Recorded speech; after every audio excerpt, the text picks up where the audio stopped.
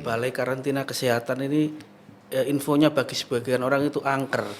Apakah seperti itu? Walah, Enggak ya? bagi sebagian orang ya. Sebagian orang. Sebagian orang paling 2 orang kali ya. Sebagian orang.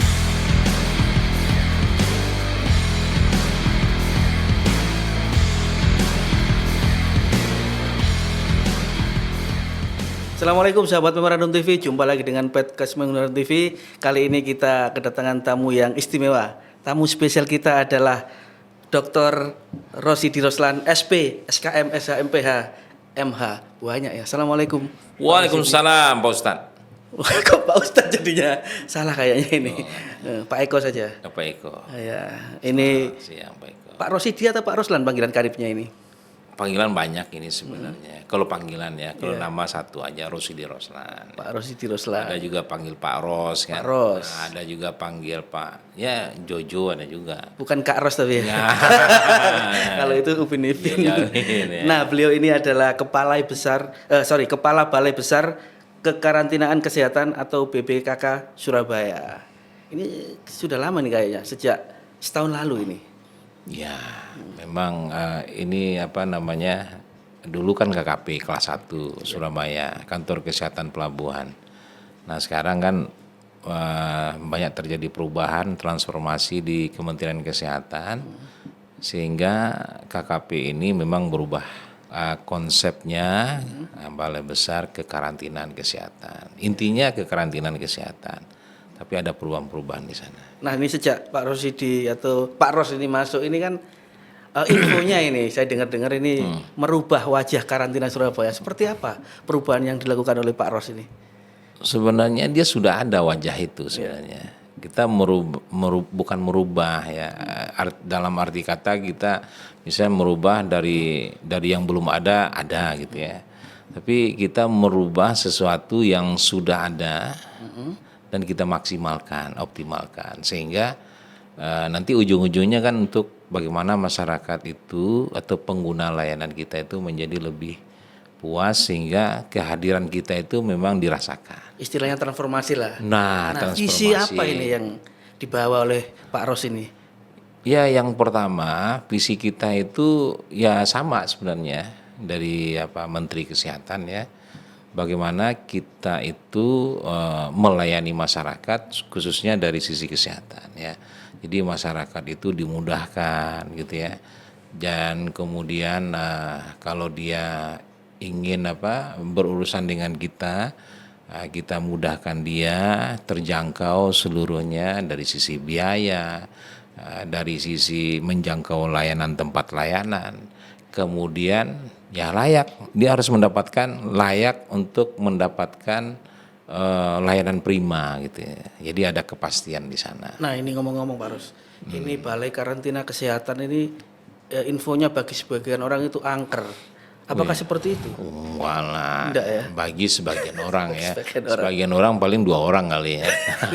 Sebagian orang ya. Nah, tapi umumnya ya memang kalau kekarantinaan itu memang agak sedikit ini ya. Tapi kalau kita lihat kekarantinaan kesehatan itu memang sudah lama sebenarnya. Orang sudah tahu sebenarnya. Cuman mungkin ya dari tugas perannya ya khususnya di Jawa Timur itu mungkin tidak semua orang tahu gitu. Jadi mungkin dengan kehadiran saya, memorandum memberikan peluang memfasilitasi di sini, nah itu bisa masyarakat bisa tahu kan informasi tentang kekarantinaan kesehatan. Intinya apa? Intinya kekarantinaan kesehatan itu tugasnya itu dia itu cegah tangkal. Cegah tangkal keluar masuknya penyakit ya. Dan faktor risiko kesehatan masyarakat yang berpeluang ya menimbulkan kedaruratan kesehatan masyarakat. Nah, keluar masuknya itu dari mana? Dari bandara bisa, di wilayah pelabuhan juga bisa, di lintas batas darat negara juga bisa gitu ya. Jadi bagaimana upaya kita jangan sampai penyakit-penyakit gitu ya atau faktor risiko yang menimbulkan kedaruratan itu bisa masuk ya. Berkembang di sini kan jadi susah. Jadi masyarakat jadi tidak terkendali nanti kan. Secara general berapa istilahnya? Wilayah kerja ya? Ya, wilayah kerja. Berapa ya. ini? di Kalau bawah? kita wilayah kerja kita itu ada di Tuban ya, wilayah kerja kita di Gresik, wilayah kerja ada di Perak ya, di pelabuhan itu. Perak, kemudian ada wilayah kerja Kalianget, kemudian ada kita Juanda ya, kemudian nih ada lagi rencana nanti ada di Kediri. Jadi kan ada bandara yang terbaru tuh, Wah, itu baru. Bandara Doho gitu Enggak, ya. ini ngomong-ngomong Kalianget ini kayaknya jauh ini. Jauh banget itu ya, jauh dari pandangan tapi dekat di hati. Nah, ini Gitu ada deh. tip khusus ini untuk memantau kejauhan ini. Oh iya, Seperti apa kita ini? pertama kita memanfaatkan teknologi ya. Kan sekarang itu dengan Zoom aja kan bisa ya. Oke, oke. Kemudian dengan aplikasi, kemudian dengan laporan yang sifatnya apa? Karena setiap Senin kita juga ada rapat konsolidasi yang dihadiri oleh Kawilker. Jadi kepala wilayah kerja itu setiap Senin, nah kita ngadain konsolidasi di Juanda, tempat kantor pusatnya, dan sekaligus juga melihat kan, melaporkan perkembangan seperti apa, dan juga setiap hari kita lihat ya dari aplikasi kita lihat, kemudian kalau kita rapat ya pakai Zoom kan. Dengan adanya teknologi sekarang itu memudahkan kita, mendekatkan kita dengan informasi gitu ya, dengan teman-teman kita gitu ya. Pakai WA aja, video call bisa juga kan. Nah, gampang sekarang, ini skala gampang gitu. Dimudahkan ya dengan teknologi ya. Yang sulit itu adalah pikiran kita yang sulit. Nah, Jadi sulit dihilangkanlah ya. pikiran sulit itu. Nah, Ini ketika Pak Ros menjabat ini apakah ada kasus yang luar biasa pernah ditangani? kita berharap kasusnya nggak ada gitu ya. Artinya ya pasti ada kasusnya. Yang penting itu bagaimana kita merespon. Nah, merespon kalau kasus terjadi kita respon sehingga tidak meluas dan masyarakat juga tidak menimbulkan efek terhadap masyarakat. Ya. Istilahnya kan BPKK ini kan gate ya ini ya. Oh iya, Itu masuk yang luar itu biasa. masuk ya, bisa juga penyakit bisa masuk kan.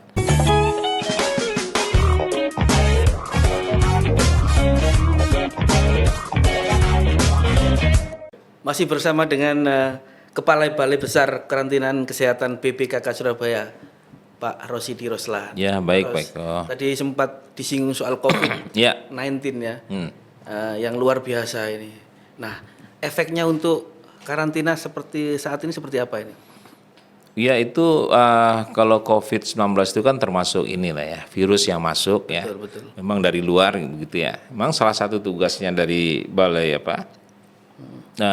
institusi atau unit kerja kekarantinaan kesehatan itu kan menjamin ya supaya penyakit-penyakit yang model-model begitu itu tidak masuk ya. Karena kan sifatnya sudah pandemi gitu ya. Jadi memang sangat luar biasa. Jadi akibat yang seperti itu memang itu sebagai pembelajaran bagaimana kita itu berbuat yang terbaik untuk masyarakat dan jamin bahwasanya penyakit yang setara yang model-model begitu itu kita tidak harapkan lagi.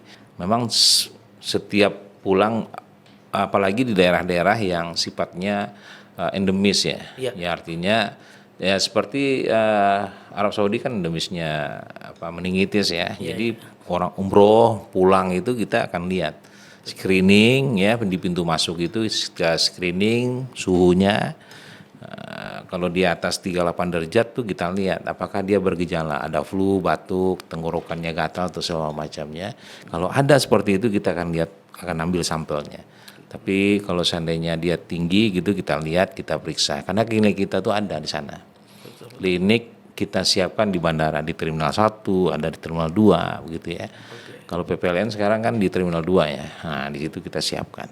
Nah, ini kan mesti ada sih standar khusus dari BPKK ini. Ya. Seperti apa standarnya BPKK ini? Ya, pengawasan itu standarnya kita itu adalah yang seperti yang kita bilang itu ada screening awal itu. Jadi suhu, kemudian ada gejala apa tidak, dan kalau seandainya memang kita temukan suhunya tinggi, kemudian dia ada gejala yang sesuai, kita ambil sampelnya, kita kirim ke laboratorium yang kita kerjasama begitu ya. Kalau seandainya terjadi, nanti kita akan notifikasi kepada pelaku-pelaku perjalanan luar negeri itu di tempat dia berada, sehingga notifikasi ke Dinas Kesehatan Provinsi, ke Dinas Kesehatan Kabupaten Kota, sehingga ada tindak lanjutnya terhadap notifikasi kita. Supaya yang misalnya positif bisa dikendalikan di sana. Oke. Sehingga tidak terjadi yang model yang kayak kemarin kan. Iya, iya. Itu sampai ya banyak menimbulkan kematian dan segala macam itu. Nah, ini bicara soal vaksin meningitis ini ya. Iya. Ini kan kemarin pemerintahan Arab Saudi sempat meniadakan Ya. vaksin itu ketika umroh dan haji. Betul. Saat ini saya dengar ini Ya. bisa diklarifikasi lagi, mewajibkan lagi nih jamaah umrah Ya. ini.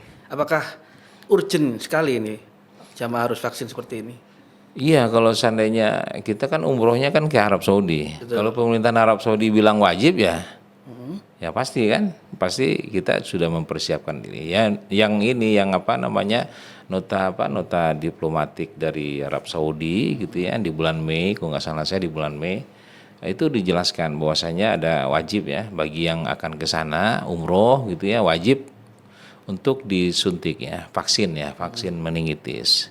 Nah, mulai di bulan Juli gitu ya, tanggal 11 Juli kalau nggak salah saya, itu Sekretaris Jenderal Kementerian Kesehatan itu membuat surat edaran agar seluruh jemaah umroh yang akan berangkat itu disuntik vaksin ya.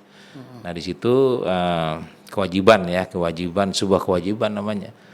Nah, kalau seandainya nggak disuntik vaksin gimana gitu kan, nanti kan Arab Saudi kan ini yang mewajibkan itu kan pemerintah Arab Saudi di sana. Nah, sebenarnya secara menyeluruh gitu ya, vaksinasi itu kan salah satu bentuk perlindungan.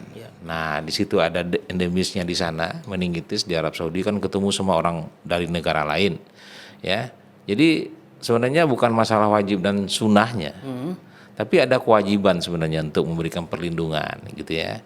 Jadi kita itu harus memberikan perlindungan pada masyarakat kita, salah satunya vaksin itu. Walaupun misalnya dulu ya, kan tidak diwajibkan sama pemerintah Arab Saudi kan. Nah, harusnya memang dalam rangka untuk melindungi masyarakat kita, dia harus divaksin sebenarnya, vaksin meningitis supaya pada waktu dia di Arab Saudi ya umroh gitu ya, dia tidak mendapatkan risiko yang besar. Gitu dia. Nah, sekarang kan Arab Saudinya yang mewajibkan, mau tak mau kan seluruh jemaah umroh itu kan harus disuntik vaksin. Kenapa kok divaksin lagi padahal dulu sempat enggak ini? Yeah. Emang enggak ada istilahnya yang diuntungkan dan tidak diuntungkan. Yeah. Tapi ini murni demi kesehatan. Iya, sebenarnya pemerintahan Arab Saudi itu mewajibkan itu memang lihat dari kasus-kasus ya yang terjadi gitu ya. Takutnya nanti kan yang di sana itu kan membawa bibit penyakit dan segala macam kan virusnya. Kemudian kewajiban di sana diwajibkan oleh Arab Saudi sehingga pemerintahan Indonesia kita semua memfasilitasi gitu ya melalui kekarantinaan kesehatan karena kita lembaga unit kerja yang memang dikasih kewenangan ya untuk untuk masalah kekarantinaan kesehatan ini. Jadi setiap masyarakat Indonesia yang pergi ke luar negeri kita akan lihat tuh. Misalnya Arab Saudi wajib ya dia suntik vaksin. Kemudian kalau pergi suntik yellow fever gitu ya. Karena itu kewajiban juga. Jadi memberikan perlindungan pada masyarakat sebenarnya. Selama ini BPKK biasanya sharing soal kesehatan karantina itu dengan siapa saja dan efek yang ditimbulkannya seperti apa mungkin? Ya, kita biasanya kalau untuk kolaborasi ya kita biasa menjalin komunikasi yang baik dengan travel gitu ya. Kemudian kita juga sering sosialisasi pada masyarakat, memberikan semacam informasi-informasi yang berkaitan gitu ya, vaksinasi seperti apa. Dan kita berharap masyarakat sendiri juga sadar gitu ya, sadar bahwasanya memang itu sebuah kewajiban gitu, berikan perlindungan kan. Dia juga tidak mahal kan gitu ya. Jadi berangkat umroh jadi enak gitu, sehat gitu ya, kembali juga enak gitu ya.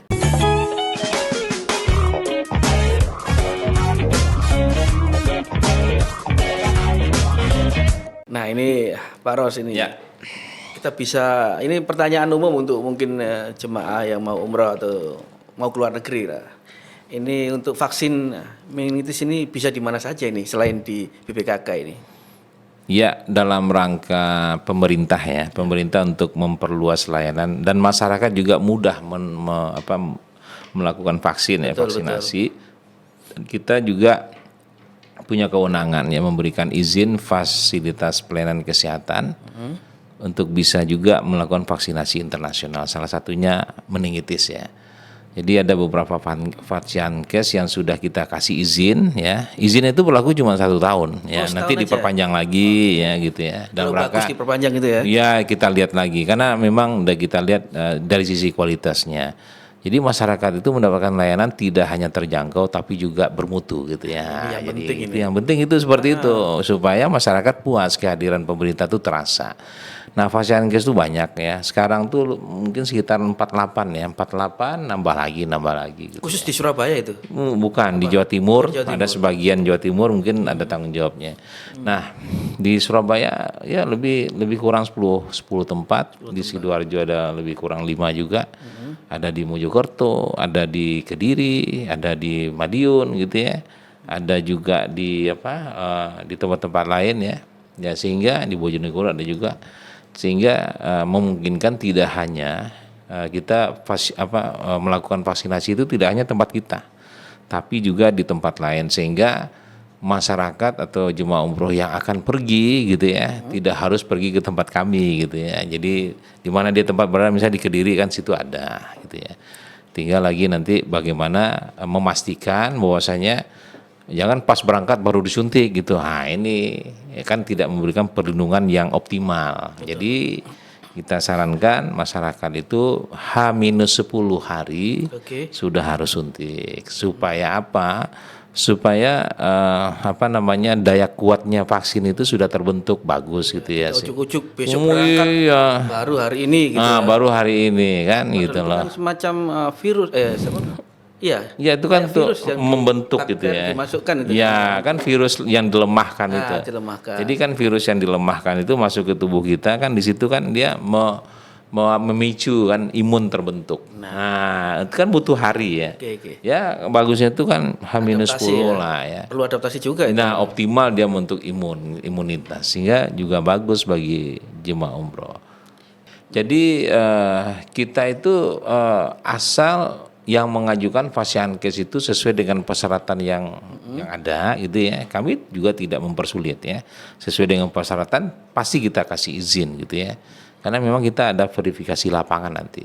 Kita lihat persyaratannya apa sesuai dengan peraturan, kemudian kita kasih izin, kemudian kita awasi ya selama proses ya. Jadi artinya pada waktu proses sudah dapat izin, kemudian setelah nanti pada waktu perpanjangan kita lihat lagi. Jadi pengawasan bisa kita adakan langsung ke sana, bisa juga melalui teknologi Zoom ya kita pakai. Dan kemudian sekarang bagi Vaciankes yang sudah kita kasih izin itu kita ngasih izin itu kita undang ke tempat kami dan kita sudah siapkan surat izinnya, kemudian kita taruh di bingkai, ya kita kasih, ya tinggal dipasang aja di sana gitu. Jadi supaya Vaciankes yang sudah dapat izin ini juga tahu gitu ya, bahwasanya oh ini kekarantinaan kesehatan nih kantornya. Nah ini ke depan target apa yang ingin dicapai oleh BPKK Surabaya ini? Ya yang target kita itu ya dalam kita juga lagi dipersiapkan ya unit kerja untuk menuju WBK nasional. Jadi wilayah bebas dari korupsi ya nasional. Jadi salah satunya itu adalah target kita adalah bagaimana layanan yang kita kasih itu berkualitas dan memberikan kepuasan bagi pelanggan kita, customer kita.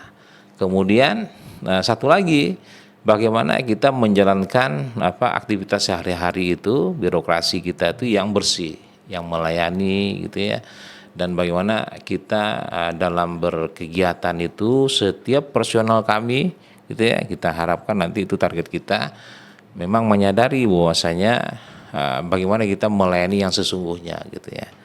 Sehingga kehadiran kita itu dirasakan oleh masyarakat dan masyarakat merasa puas dan kehadiran dari pemerintah juga terasa sama dia otomatis seperti itu. Oke, luar biasa. Nanti ini pesan terakhir mungkin sebelum kita tutup podcast hari ini. Untuk pekerja-pekerja Indonesia yang di luar negeri kan biasanya sering abai. Meskipun tidak semuanya ya. Iya, betul ya Pak Eko. Jadi pekerja-pekerja migran kita itu jangan lupa kesehatan gitu ya. Jadi kalau seandainya ada teman-teman kita atau pekerja akan pergi bekerja di luar negeri itu yang paling penting itu ada lihat apakah negara yang dituju itu memang ada endemis dengan penyakit tidak? Kalau dia endemis penyakit, dia harus suntik vaksinnya apa? Seperti yellow fever itu ya, bagi apa? Ya bagi teman-teman yang akan bekerja di daerah-daerah yang memang endemis ya, suntik fever, kemudian yang meningitis juga seperti itu. Kemudian juga jangan lupa bahwasanya setiap persoalan kesehatan itu ya dari diri sendiri sebenarnya. Jadi kesadaran dari kita sendiri ya, setiap bagaimana kita bekerja produktif itu ya kan modalnya kan sehat ya. Istilahnya keluar sehat, masuk harus sehat. Nah, masuk juga harus sehat dan produktif dia. Nah, itu Dan pemerintah itu yang paling utama menjaga bagaimana masyarakat itu tetap sehat dan bagaimana dia sehat tapi produktif dia. Nah, itu yang tugas utama pemerintah kita semua. cukup Pak Ros. Ya, itu aja deh ya. Luar biasa. Mungkin Mudah-mudahan. next time bisa ngomong-ngomong lagi. Ya boleh. Update terbaru Ya. soal BPKK Surabaya. Wah, ada tiap hari banyak berita. Jadi kita undang lah memorandum ke sana ya. Gantian ya. Ya, nanti kita ajak ke Wilker nanti ya. Boleh, Wilker boleh. kita ada Kita ingin lihat melihat berita dari di dekat. sana. Seperti apa Ke sih? kapal ya. Udah pernah naik kapal? Nah, nanti ke kapal Pokoknya nanti. jangan ke Kalianget aja ya. Wah, kalian kan juga enak di situ ya. Terima Gitu kasih ya. Ya, sekali sama-sama. lagi Dr. Rosidi Ya. Roslan SIP, SKM, SH, MH, MPH, MH. Banyak banget Kepala ya. Balai Besar Kekarantinaan Kesehatan atau Iya. BPKK. Saya juga udah Surabaya. lupa itu ya. Makanya itu. Iya, udah lupa. Mudah-mudahan podcast kita bermanfaat bagi semua. Oh iya, insya Allah nanti ya. Ini memorandum kita doakan menjadi sukses ya, dan menjadi salah satu tempat ya pemberitaan yang memberikan angin segar bagi Jawa Timur ya khususnya, dan juga jadi pionir di Indonesia di masa depan. Amin. Nah, Amin. gitu dia. Ya. Demikian sahabat Memorandum TV podcast kita. Ingat, salam sehat, salam Memorandum TV. Wassalamualaikum warahmatullahi wabarakatuh. Waalaikumsalam warahmatullahi wabarakatuh.